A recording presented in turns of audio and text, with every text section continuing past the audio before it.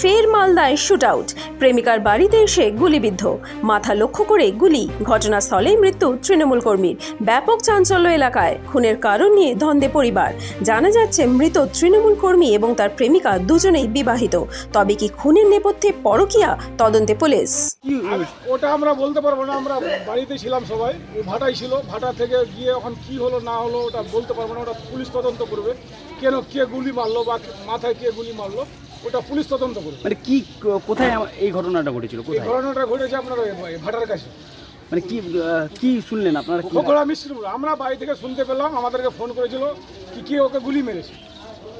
আমরা তাড়াহুড়ো করে বাড়ি থেকে বেরিয়ে এসে তারপর আমরা দেখতে পাচ্ছি হসপিটালে দেখতে পাচ্ছি কি ডেট হয়েছে। আমরা এটাই শুনতে পেয়েছি। কোনো কি বিবাদ চলছিল? এটা বলতে পারছি না, তদন্ত না হলে কিছু বলা যাবে না। গুলিটা কারা ছুড়লো? গুলিটা কারা ছুড়লো ওটা বলা যাচ্ছে না, কে মেরেছে ওটা আমরা বলতে পারছি না। পুলিশ ওটা তদন্ত করে দেখবে, যেটা হয় ওটা পুলিশ সেই করবে, কাজটা করবে। কোন জায়গাটাতে গুলি চললো? এটা গুলিটা মেরেছে মাথাতে, মাথার এই সাইডটায়। কোন ডান দিকে না বাঁ দিকে? আপনার ডান দিকে। বলছি এখনো জানা যায়নি কারা মারলো? এখনো জানা যায়নি কে ওকে মেরেছে বা কারা মেরেছে। আমরা পুলিশকে বলবো এটা তদন্ত করুক। আমরা তদন্ত চাই, যে ওকে মেরেছে তার যেন শাস্তি হয়, এটা আমরা চাইছি। যে মারা গেছে কি হয় আপনার?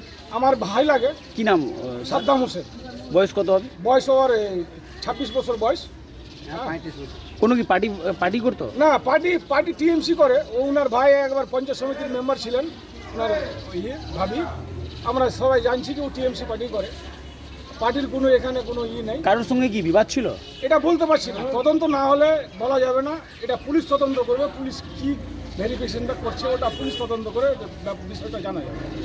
না, আমার বাড়ি তো পূর্ব পাড়াতে, এটা ঘটেছে সম্পূর্ণ এটা পশ্চিম পাড়া বলে, একদম পাড়া গ্রামের বাইরে একটা বাড়ি। তো আমরা শুনতে পেয়ে এসে দেখি যে একজন মার্ডার হয়ে পড়ে আছে। ওর দেখা যাচ্ছে, মানে দেখে যেটা বোঝা যাচ্ছে গুলি চলেছে। আর দিনের বেলা সম্ভবত এটা 11:30 নাগাদ। তো এটা খুব ভালো জিনিস না। আমরা গ্রামের লোক খুব আতঙ্কের মধ্যে আছি। দিনের বেলা গুলি চলাটা ঠিক ভালো না, খুব আতঙ্কের মধ্যে আছি আমরা।